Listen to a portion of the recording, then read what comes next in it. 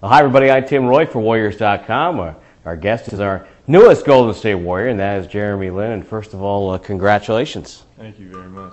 Tell me about this. You're a Palo Alto guy and grew up a Warrior fan. What's this like for you? Well, this is a dream come true. And, you know, obviously playing in the NBA would have been a dream come true, but this is really a dream come true because this was obviously the team that I grew up, you know, cheering for, and it's the one team that I really, really wanted to play for. Let's start with that. Growing up, name a couple of Warriors that you really liked and admired. I loved the team that beat Dallas in the playoffs. I think that was the highest moment in the last decade. So, you know, their team. I also liked Gilbert Arenas and the guys they had before that. But that team with Baron Davis, I mean, that was pretty exceptional. So you wouldn't mind being part of like a We Believe 2, so to speak? No, I wouldn't mind being a part of that at all.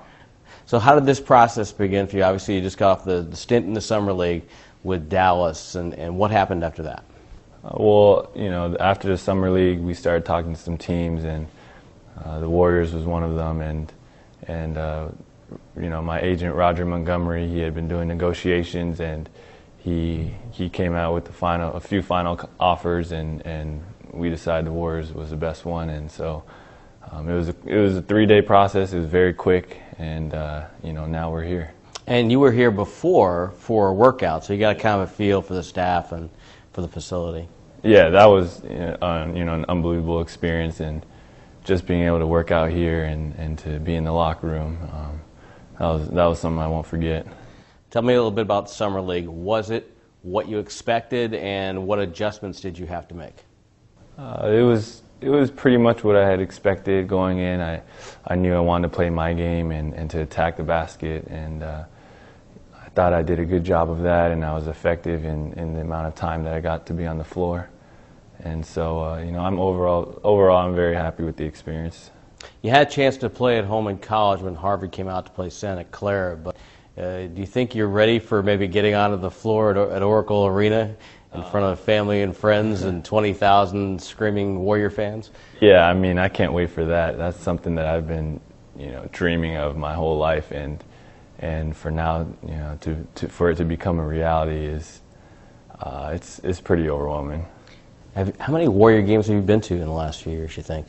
Well, when I was at college, I wasn't able to go to. The only ones I could go to were when the Celtics played the Warriors. But before that, I would go maybe a couple of times a year, and you know, whenever I could get tickets. And my family and friends, we would always come, and we would play on the floor once a year with the NJB Association. So and I've been out here, you know, a good number of times.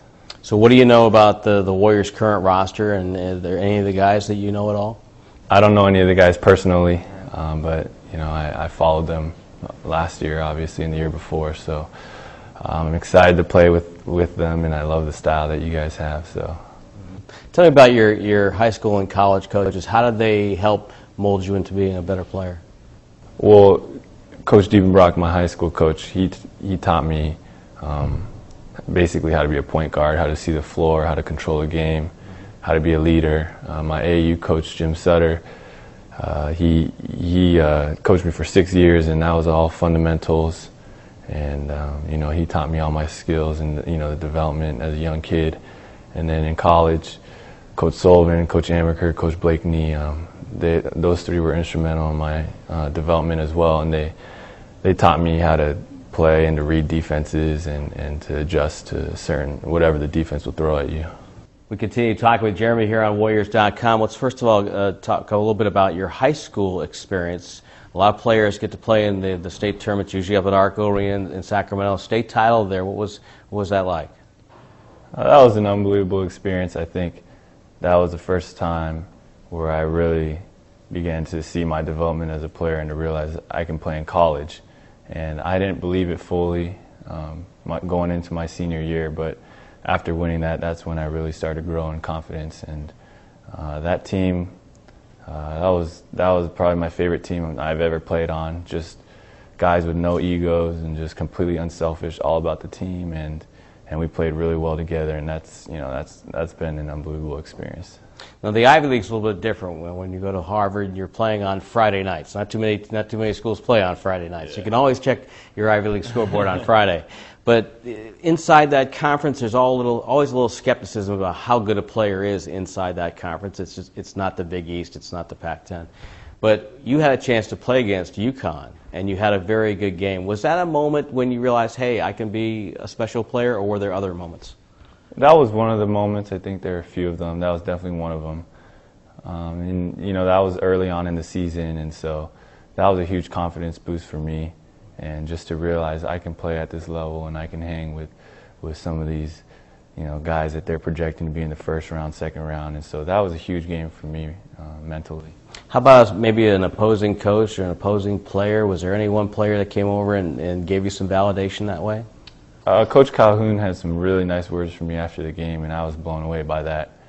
And that was, you know, when I read that, I was in shock for a while. I couldn't believe he said some of the things he said. And obviously, Coach Amaker and Coach Blakeney, they've believed in me for a very long time, and so they've been saying those things for a while. Okay. So now you've gotten to taste a little bit of summer league action. It's not real NBA action, but it's summer league. But it gives you an idea of the pace of the game and what you can do in that game. So if you're looking at your game now, from now to October, what would you like to get a little bit better at? I definitely want to get better at my three-point shooting. You know, I think in the summer league I proved that I can get to the basket and I can finish, but to have a consistent outside jumper and for it to be, you know, a lethal threat and one of my strengths, I think that's what I'm going to focus on the most.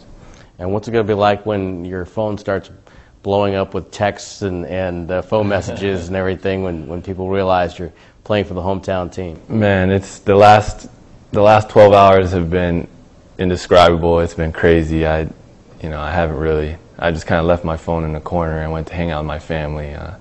I just want to spend time with them. Just you know, obviously they're the closest people I have to me. So, but slowly I'll start. We'll talk a little bit about that, because you know it's when a player reaches the NBA, it's not just you making the NBA. You know, it's really a family effort. Yeah. Talk a little bit about that. Well, my parents, you know, they supported me 100% playing basketball. And that was, you know, pretty uncommon for me growing up. A lot of my friends didn't get the chance to do that, and their parents didn't necessarily support them, but my parents did. And, you know, that they love basketball, and they obviously love me as well. And just my brothers, growing up with them, I wouldn't be the player I am today without them. I played with them nonstop every day for a few hours every day. Anywhere we could find an open court, we would go. So, you know, I owe everything to them, and I'm extremely grateful. And finally, a lot of players come in and they're told by some people along the way, oh, you're not going to make it. You're too small. You're too slow. You're too this, too that. You're an Asian American player, and does that give you a little more incentive? You know, if these people say, oh, you're not going to be that good of a player. You're not going to be this. You're not going to be that. Has there been that incentive for you? Well, you know, my whole life I've kind of played the underdog role, and you know, it's something that I've embraced, but I'm extremely thankful to the Warriors organization for investing in me and signing me and giving me this opportunity, because, you know, in my opinion, I'm an NBA player and I'm ready to be here and to play and contribute to the Warriors organization. And so I just want to thank you guys for having me out here. Okay, and what are you going to do when I lied? I have one more question. What are you going to do when you walk into the locker room and you see your jersey? What's that going to be like? I don't know. I'm gonna take a picture. I'm gonna look at it for a long time. I probably won't speak to anybody. I'll just sit there and take a nice long moment of silence. Well, it's going to be a fun moment for you. Congratulations on the contract. It's great to have you here, and best of luck with the Golden State Warriors. Thank you. I'm Tim Roy for Warriors.com.